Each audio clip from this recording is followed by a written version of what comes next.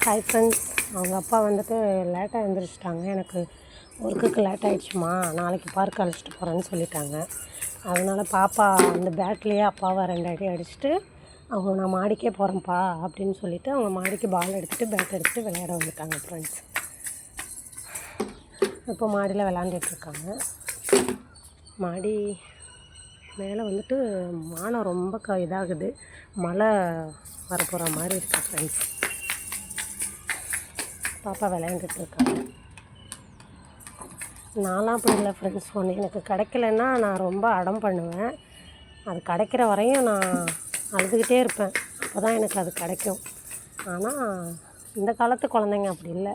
ஆனால் மித்ரா வந்து அப்படி கிடையாது ஃப்ரெண்ட்ஸ். உனக்கு கிடைக்கலன்னா அதுக்கேற்ற தண்டனை அவங்க அப்பாவை ஒரு 2 அடி அடிச்சுட்டு அடுத்தது என்ன நடக்கணுமோ அதை பண்ணுறதுக்கு வந்துட்டாங்க. அவ்வளோதான்.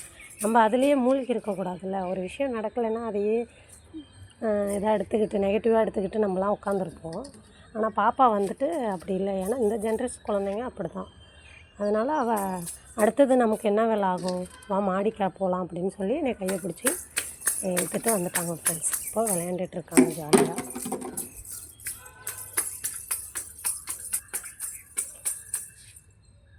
முட்டு கொஞ்சம் முட்டு வச்சுருக்கேங்க ஃப்ரெண்ட்ஸ்.